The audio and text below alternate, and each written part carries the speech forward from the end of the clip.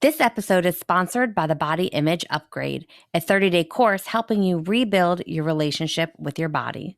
Tools, resources, and daily exercises to upgrade your body image. Learn more at bodyimageupgrade.com and enter the code podcast for 50% off. Welcome to Breaking Body Biases, a podcast about creating health and happiness without worrying about your weight. I'm Christine D. Philippis, certified fitness professional, studio owner, and creator of FitProEd, an online education platform for group fitness instructors.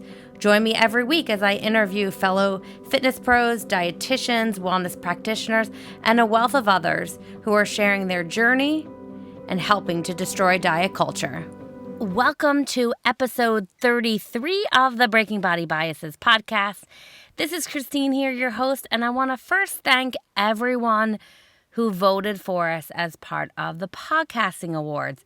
They held their live award ceremony on YouTube this past Thursday night, and over 8 million votes came in for this award ceremony, and I'm just so grateful to have been nominated and have made the top 10 in the health category. We did not win. I did watch the award ceremony live, and if you're anything like me, I don't know if you've grown up watching award shows. We just watched the Emmy Awards the week prior, and I did kind of have hopes of winning. Not to sound cliche, I am more than grateful to have just been nominated, but yeah, it would have been nice to win. I do have to share that a mental health podcast won, and it's their third consecutive year winning, so congrats to them.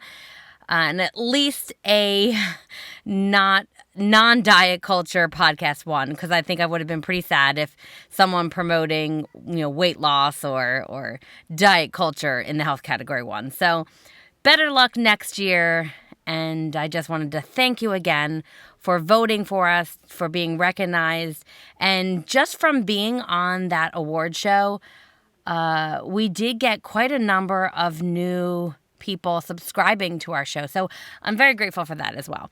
So this week, I get to sit down with Canadian fitness pro and owner of Farm Girl Fitness, Jessie Thomas. She's going to share why she started her business, and she started her business during COVID and survived COVID, and she shares some insights on that. She shares her journey. We talk about body image in the fitness industry. She shares a very kind of disappointing story, but just like all of us that have survived diet culture, we now thrive as a result of our struggles.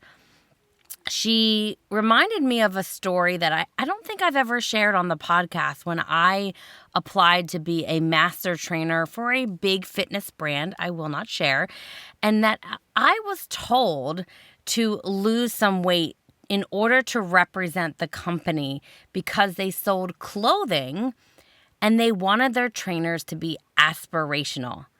A lot to unpack there. For me, that was hard to hear. And it actually sent me into a further spiral into disordered eating and exercise. And luckily, shortly after that, I discovered the world of health every size and found my path.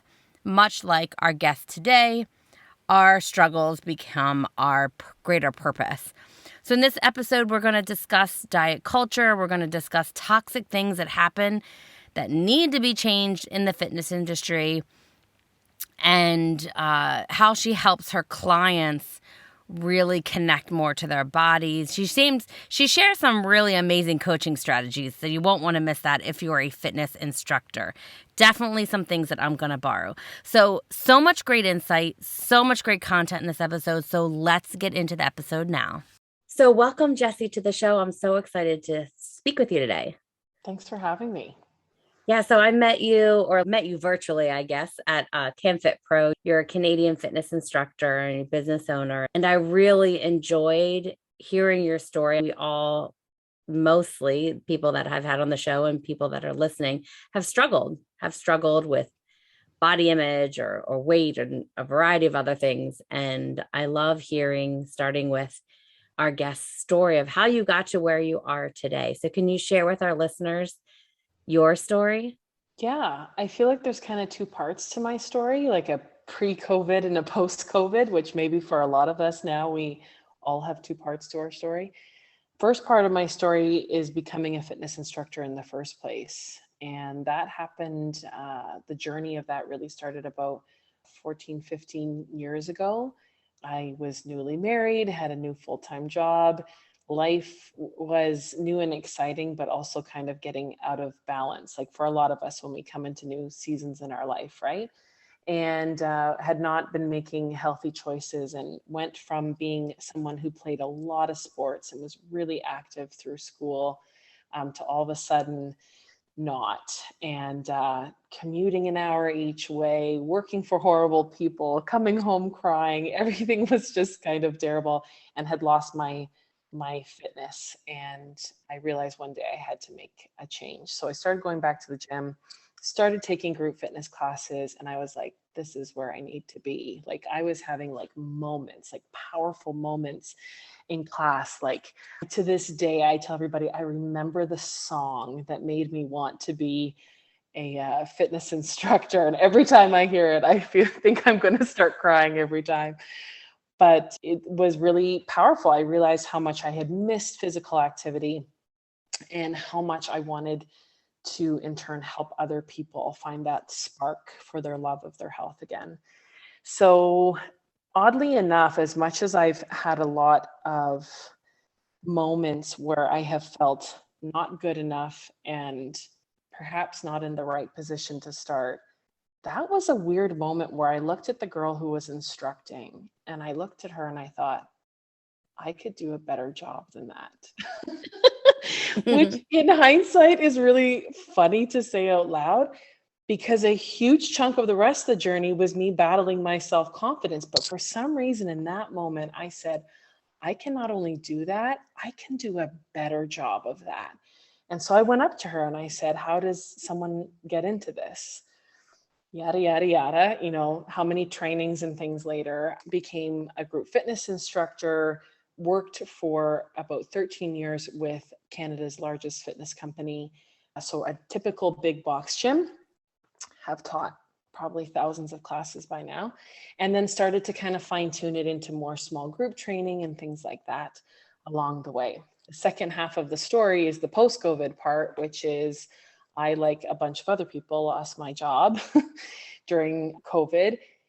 And we all thought it was going to be a couple weeks and then a couple months, and we didn't really know what to do. So I started running fitness classes here at my family's farm, thanks to a good friend who gave me the nudge to give it a try.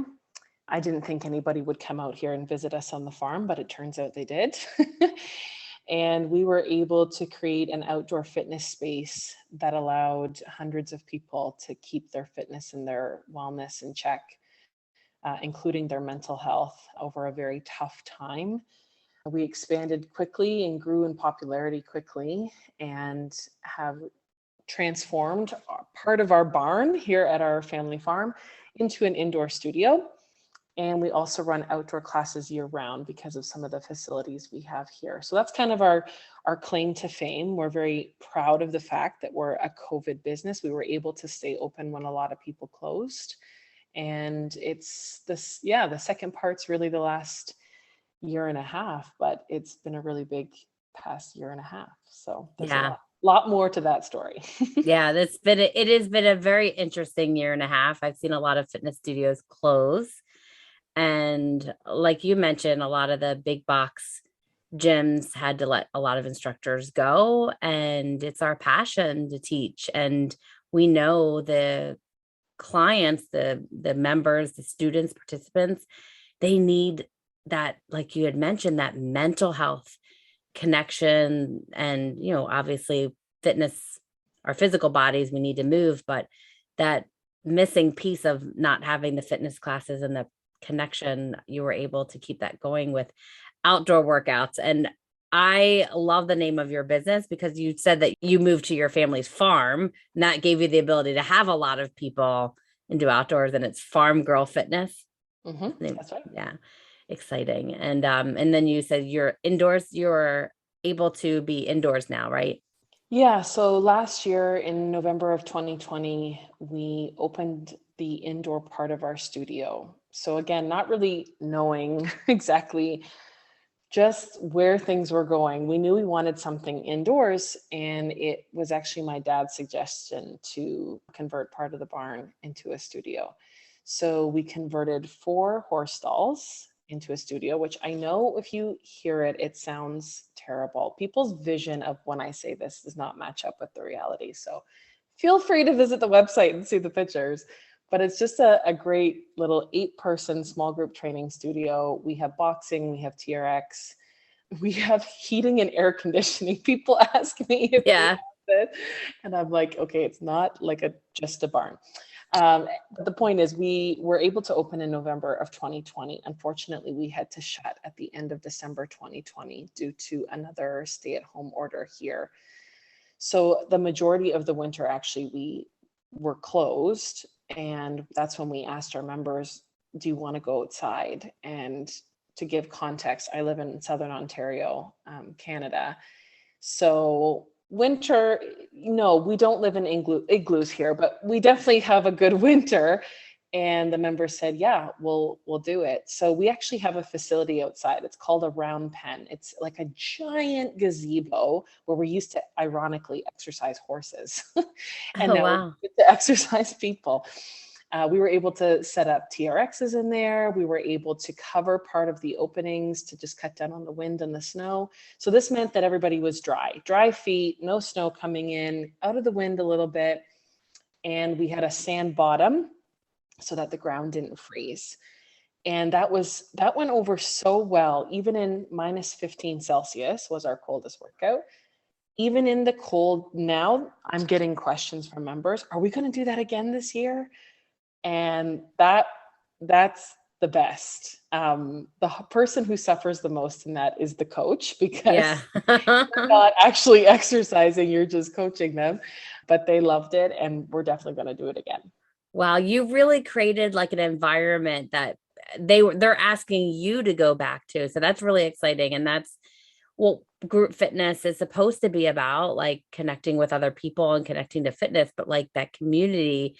And it just sounds so cool. Like the things that I wouldn't think about. We did some outdoor workouts, but maybe if we would have had a sanded ground, the ground wouldn't be so cold. We stopped doing any kind of workouts that required mats on the floor because nobody wanted to get on freezing cold concrete. So we did a lot just of cardio outside. But yeah, you have some really cool ideas, and obviously the space to be able to put that together, and your Yeah, clients are. we're very grateful for that. We share the farm. It's my parents' farm. We moved here about 11 years ago.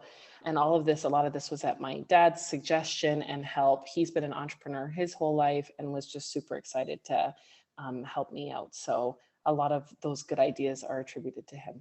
Yeah. Well, let's go back because you mentioned about your journey to becoming a fitness instructor and you were eager to jump into it. Like you just had that confidence to say, like, I could do that. I could do that. It reminds me of that. I don't know if you know the musical, a chorus line when I can't think of the guy's name, but there's a song like I could do that. Um, so anyway, I would love to know like what changed, because you said that you had some confidence issues once you started getting into the industry. Once you started maybe doing certifications or teaching, or what was it that changed from you being like super excited and confident that you could do it to having this battle? For sure, it was definitely, the narrative of the industry and the visual of the industry is what you tend to see and tend to immerse yourself in first.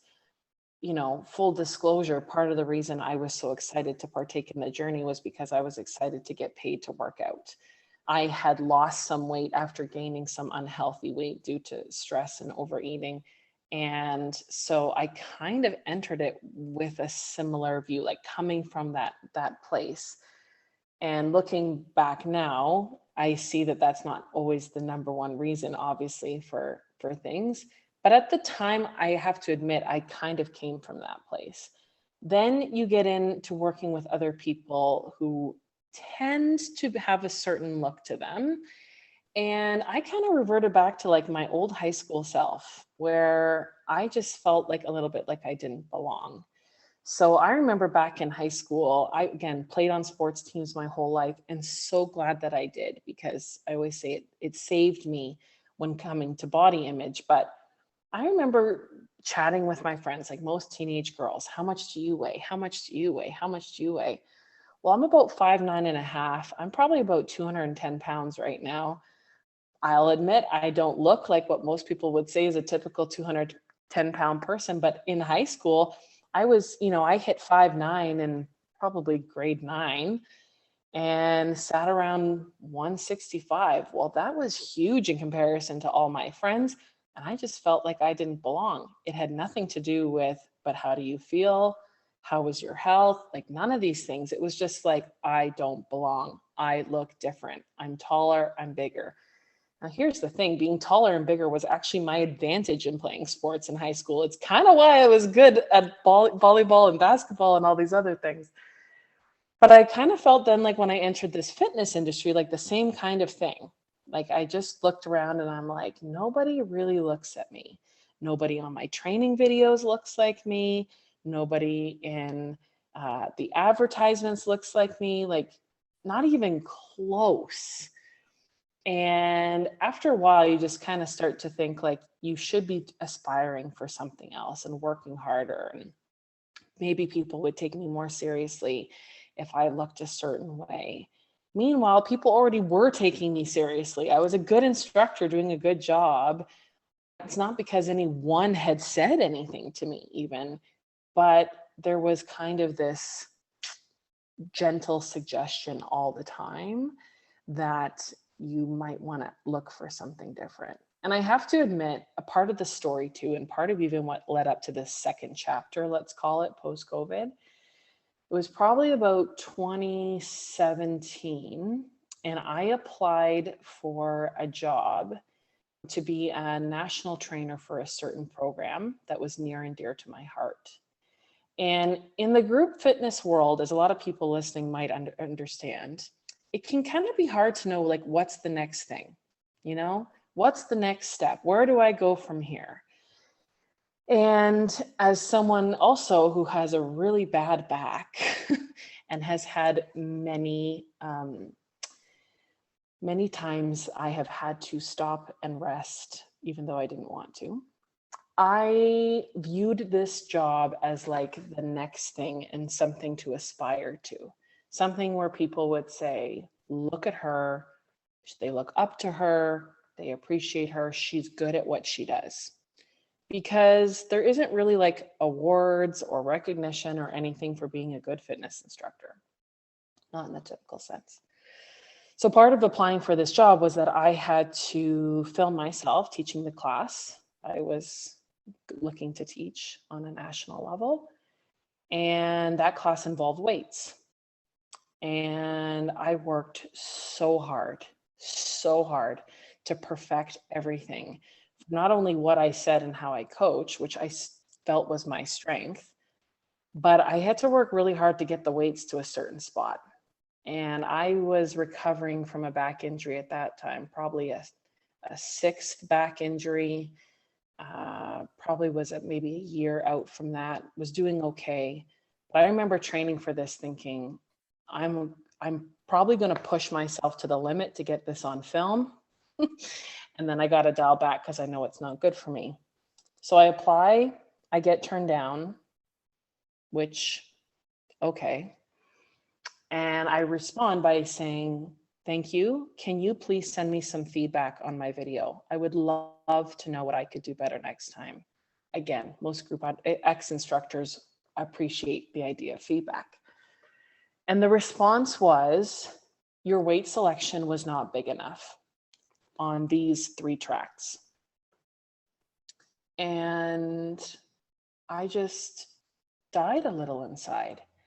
I remember that was me giving it my all. I remember being almost on the verge of being completely out of breath.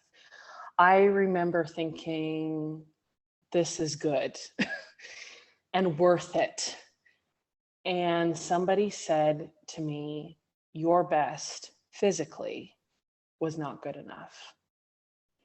And that actually is what kick-started me stopping and evaluating and thinking about, is this where I want to be? I have spent how many years? So at that point, it would have been like just over 10 years of teaching. And I asked myself, all this time, I thought this was like the pinnacle of what was next.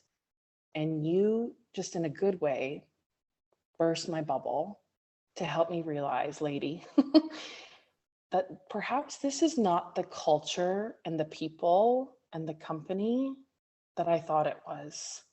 And I think I have to start looking for more. And in hindsight, like with all things, you look back and you're like, that was the best thing that ever happened to me. If Yeah. she hadn't have said that, and if I had gone on that journey, what would have happened was I would have had the job. Great. It wasn't a career. It was a job kind of sort of with perks, but actually not a whole lot of money. I probably would have just completely destroyed my back and my body.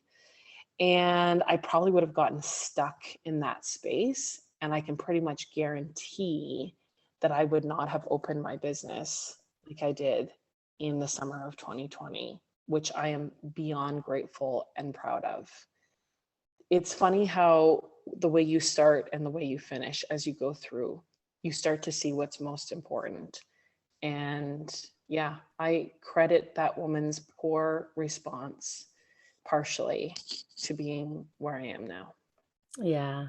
Well, it's interesting because I think sometimes these disappointments, or whatever you want to refer to them as, it was disappointing probably for you because you worked hard to apply for this and to do it. Sometimes these disappointments really push us into what our greater purpose is that you even mentioned. It made you realize that this probably wasn't the greatest space for you to be in. I have a similar experience to that. I won't get into it, but I did not have the ability to let it go. It pushed me further into wanting to fit in. I like how you said in the beginning, it's like high school. You just want to be with the cool kids, and diet culture sometimes can suck you in like that. And it's sad in the fitness industry that this happens. But I'm so glad that you were able to take that energy and put it into something much better, your business that you're doing now.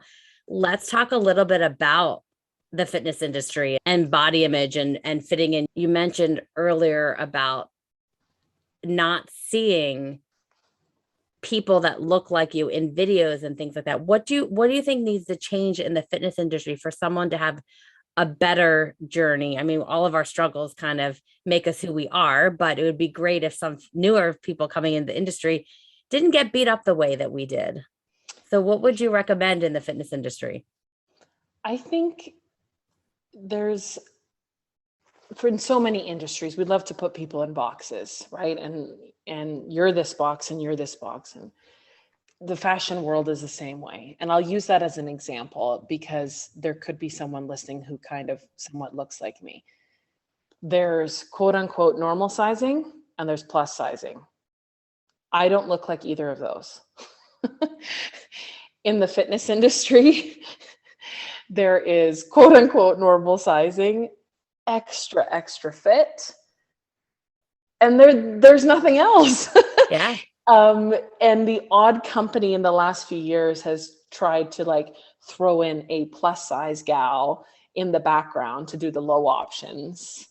And some of the companies I've kind of, seen and followed and stuff over the last few years, I noticed that's kind of how they started, was like, okay, the big girl can do push-ups on her knees. But it's like, can we just get anyone? Like, I just want someone who looks like me. I don't consider myself heavy. I don't consider myself thin.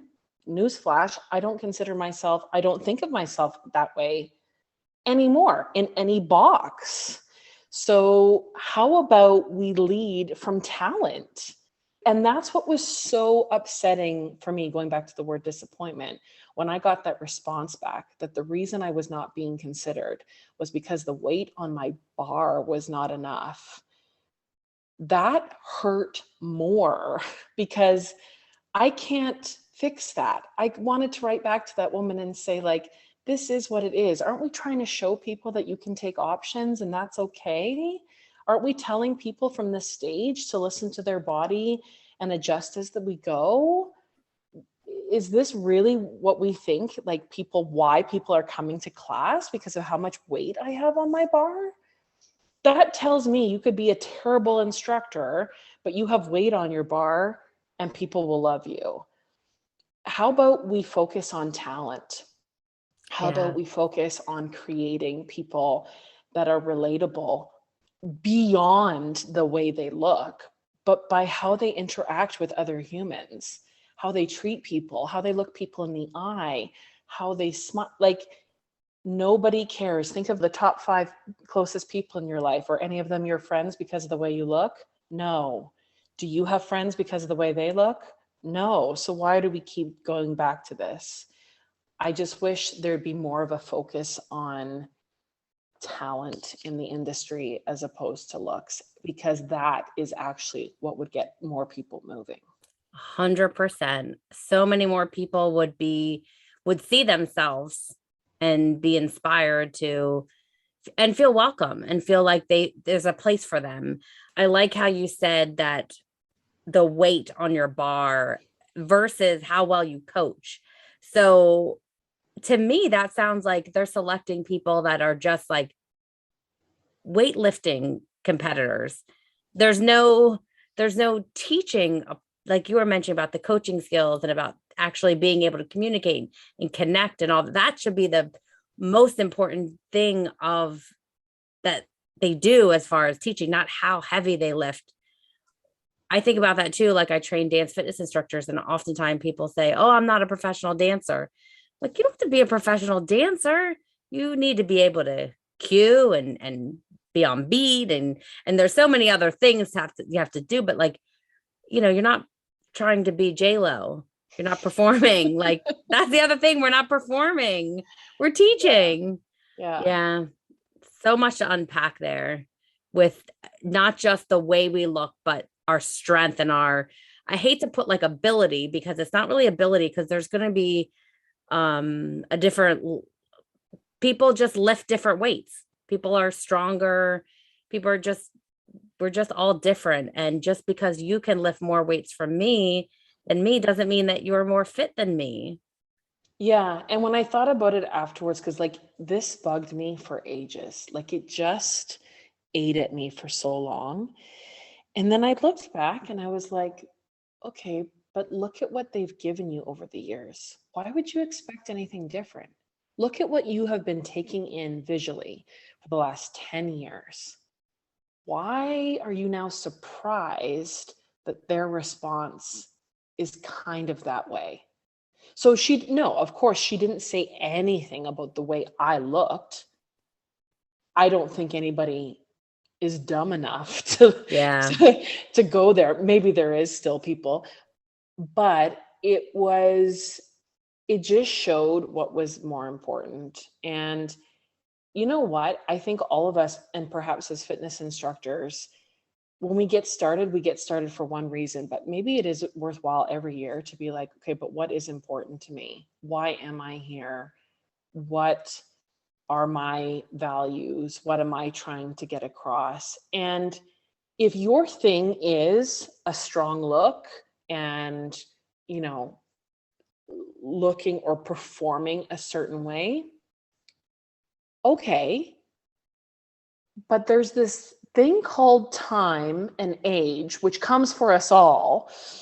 And and at some point or another, you will have to give this up. Like, this is the other sad part about, and this is something I kind of battled with over the last few years, having gone through some major back problems that left me incapacitated. I could not walk. You start to think of that, like, this is gonna go eventually. So if you're relying on the physical part of things, yes, it's physical movement, but if your mindset is always in the physical, that will fail. Not if, it's when. When. Yeah. And for me, that I think my mind was already kind of heading there. Like I was in my like late 30s and thinking, okay, like how much longer can I do this? So therefore, what is next for me? That's why my mind, I think, was going there. So again, everything leads to the right place at the right time eventually, if you're open to it. Yeah, I appreciate the age comment because I am not doing high-low aerobics like I did in my 20s. I have, and I hate the word like modification because it makes it seem like you're doing less than, but the options that I choose now are less impact, still high intensity at times, but yeah, the impact is just my knees, my back, everything as we get older. But it makes you a better instructor because you have newfound empathy for your members, Oh, for sure. like you Oh, never appreciated in your 20s. no.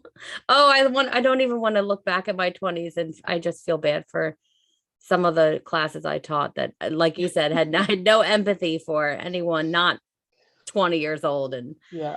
and in a smaller body. So you probably have a lot of clients that you work with that probably have a lot of negative body images, negative self-talk, what they're just not feeling great about themselves, especially dealing with the last year or two that we've all had to deal with. So, are there things that you do in your coaching that we just talked about how we have more empathy for people as we age and have to deal with our aging bodies. So, what kind of things do you do and coach people in to help guide them to have a better body image? Yeah, especially post COVID, for sure. If I had a dollar for every person who came to me and like confessed that they've gained weight, I would be loaded just from that.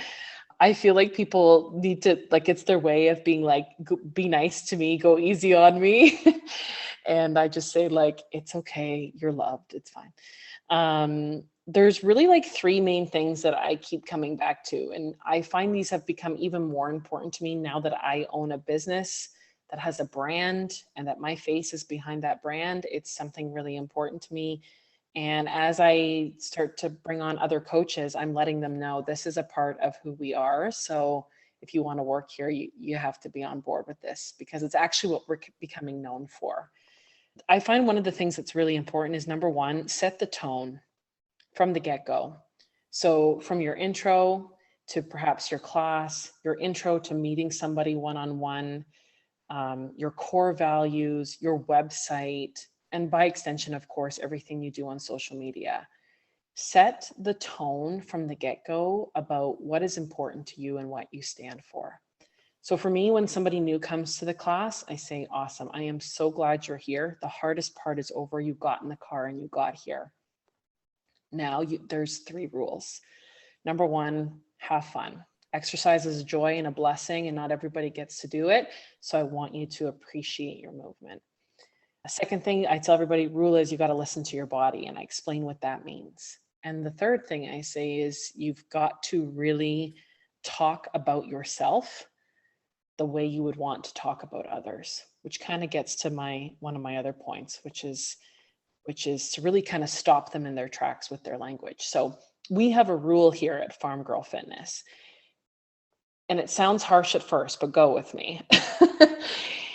If you make a negative statement about yourself, I am going to agree with you. And if you don't like me agreeing with you, then that tells you that you shouldn't have said it in the first place. Wow. So think about how many people, and you've probably heard people, oh, I'm so old, I'm so fat, I can't do this. Like they'll be like running, they'll be mid-exercise, they'll be like around 20 strangers, and they feel compelled to say out loud, I am so fat, I am so old, I'm so out of shape, I can't do this. And I'll go up to them and I'll look them in the eye and I'll be like, you're right. You are so fat and so old, and you can't do this. And it's like the hairs on the back of their neck stand up and they get totally wigged out. And I'm like, see, you don't believe it. Because if you believed it, you would have absorbed what I just said. You would have agreed with me and carried on. I just simply stated, I added nothing.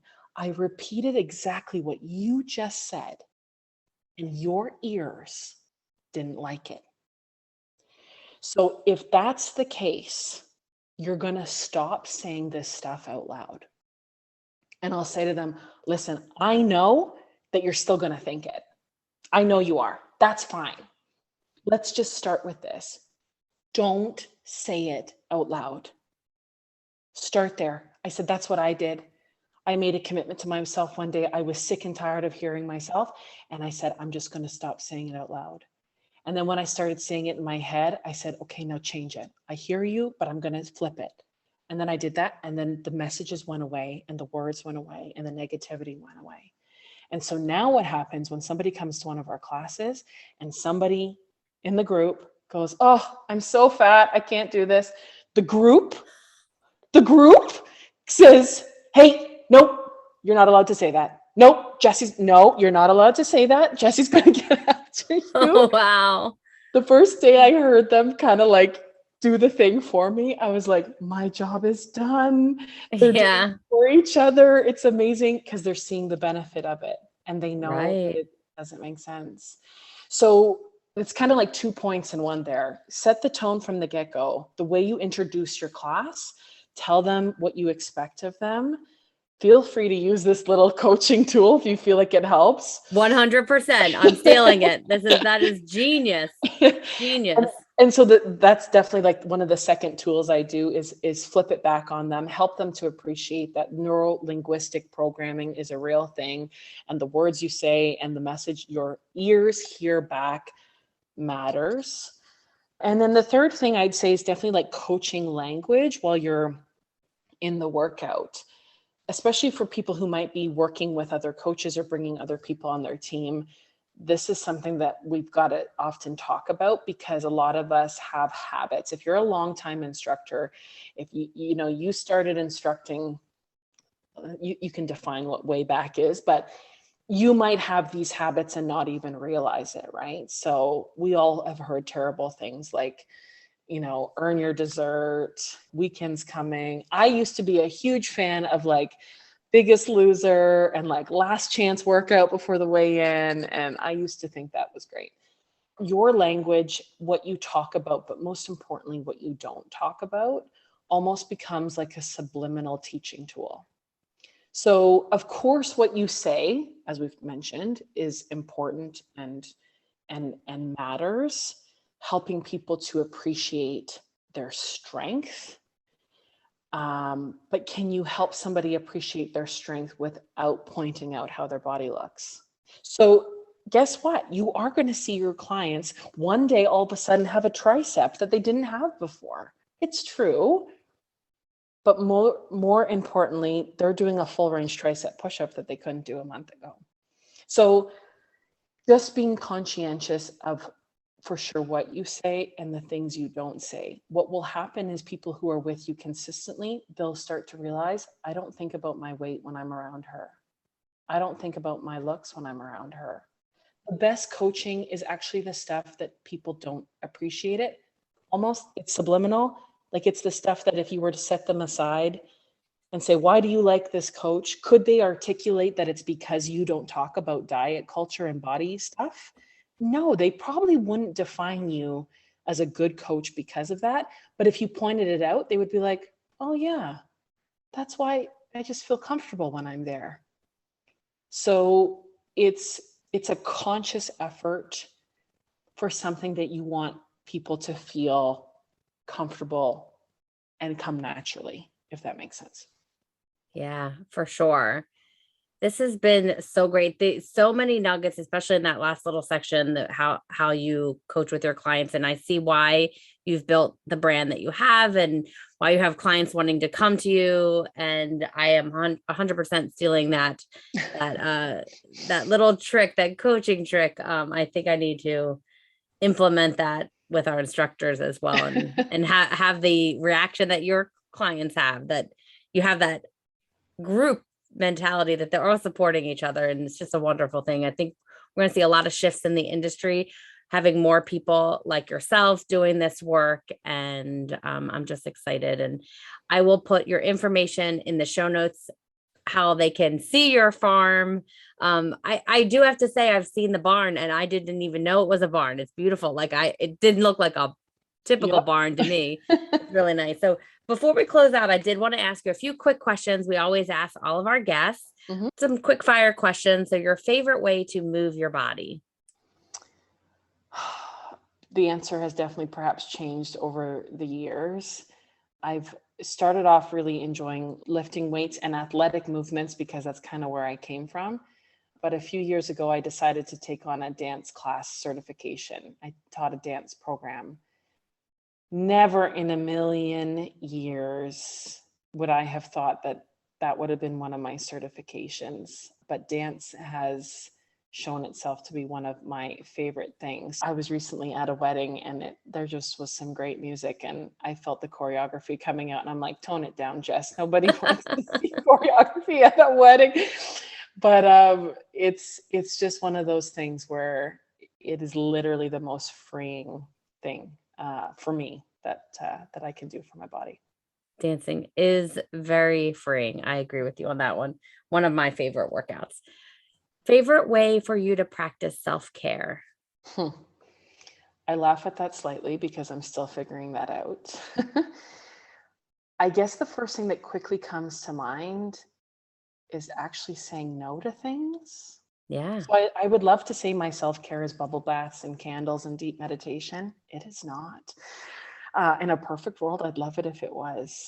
I think when I'm really at my best with my self-care, it's when I'm looking at things and saying, I don't have the energy to do that, so I'm going to decline, or delegating things to other people. When you're an entrepreneur, that's really tough to do. And something that I'm still learning, but in kind of a not so, I guess it's not really a pretty answer, but it's the truth. So what I tell myself anyways, when I say no to things, I'm practicing self-care. Yeah, setting those boundaries so that way that you can have that time or energy for the things that you really need to be doing or want to be doing. So that's a great way to practice self-care. Something that especially us as women, moms, that sometimes it's difficult. It's difficult. Entrepreneurs as well, like you'd mentioned, all those titles. Favorite music? It could be an artist, a genre, or a song that's just inspiring you right now. If somebody puts on 90s house music, like Clear the Floor, I am coming at you hard. 90s house just like lights me up still. That's probably my biggest thing. And thank goodness for Spotify and things like that, because now you can find all these hidden gems that you haven't heard in so long. So if I had to, put something on to get me going, I would find a 90s house or 90s hip hop. That's the other thing. I'm obviously stuck in the 90s, but Yeah, the 90s was a great decade for a lot of reasons. And the other day, I was riding with my son in the car, who is only 3, and Hip Hop Hooray came on, and he was going, "Oh, hey." Oh, I'm like, this is wonderful. This song is back. That's awesome. I'd rather hear that than Baby Shark. It's much better music. Yeah. And then I don't know if there's anything that you found binge worthy through COVID. We've all been locked down and consuming way too much television, likely. Maybe it was a book or a podcast or movie that you found over the past year that you like to share with our listeners. Probably my favorite, and I think it's Netflix, is a show called Somebody Feed Phil. So Phil, I forget his full name, but he was a writer for Everybody Loves Raymond and a couple other shows. He's really funny. It is the combination of a travel show and a food show. Like, he's a foodie and he travels around the world. So each episode is a different city in the world, and he immerses himself in the food of that city, from top restaurants to like food trucks. And I love food. I love cooking. I thank my mother for that all the time, that she taught me how to cook and have a love for good food. So that kind of fulfilled my travel bug that I couldn't do anything about over COVID. It's a total family friendly show. And it's just a really cool way to see the world and see how important food is to culture and tradition, and how it's just meant to be a meaningful, joyful part of life. So perhaps taking it to like a health thing by extension, so many of us look at food sometimes as like, okay, I have this much to eat today and I have this. And then you look at that and it's like, all that goes out the window, because you can't think that way when you're really enjoying it the way you're supposed to. So I think there's maybe 3 seasons of that show, and every time a new season comes out, I like watch it all in like a day. Well, I'm adding that to my playlist, and I will put in the show notes as well. That just sounds amazing, because I was watching Stanley Tucci's, he was traveling just through Italy, and it is just amazing. Like, I am not a cook at all. Like, I do not enjoy cooking. I do enjoy eating. My husband really likes to cook. So this will be a show we'll enjoy together. Yeah. And I'll really look forward to enjoying all the, like you said, different cultures. And I think food is really an amazing experience. Yes, exactly. Beyond just nourishment. Yeah. And if I had to leave like 2 podcasts that have been like my COVID podcasts, number one, from like an entrepreneur business kind of standpoint. And again, like if you're listening to this as a fitness instructor, guess what? By extension, you're kind of an entrepreneur, right? Like you're your own brand. There's a great podcast, Jasmine Starr's podcast, The Jasmine Starr Show. She covers all things that have to do with like social media and things like that. Really fascinating stuff. But the fitness business podcast has also been really helpful to me. And when deciding, what to do with my business and what steps to take and what trends were happening in the industry, it's great to hear a global perspective, especially when COVID for a while there felt like, okay, this country's in this state and this country's in this state. And to kind of hear like what was going on around the world and what is coming, because there's definitely a theme coming, which is wellness. And if there's one good thing to come out of COVID, it's people understanding their overall, not just health, but wellness. And shows like that helped for being someone in the industry, to kind of understand that. So those are 2 podcasts that I would definitely recommend. Yeah, I'll have to check out Jasmine Starr. I know who she is, but I have never listened to her podcast. But the Fitness Business Podcast is amazing. So many different great guests, and they feature episodes that are good for trainers, good for group fitness instructors, managers, whether it be marketing, sales, so many different aspects. I know as group fitness instructors, I appreciate what you said, that, you are a brand, you are your brand, even when you're teaching for a gym. And to think about that, that's some great advice. And that is a wonderful podcast. And we listeners, if you want to check out those 2 podcasts after you listen to the Breaking Body Biases podcast, of course. But thank you so much, Jessie, for joining me today. And I'll put your information in the show notes, as well as some of the topics, links to things that we spoke about today. And thank you again for being here. Thanks for having me. It was super fun. So that was my interview with Jessie. And if you enjoyed it, please take a minute and rate and review the show. It really helps new people find our show and grow our amazing community. All of Jessie's info will be in the show notes, so you can connect with her by going to breakingbodybiases.com. You can also check out other episodes, take a look at our resources, and even leave us a message. We love getting your questions and comments. Connect with us on social media, and we can't wait to see you next week with a brand new episode.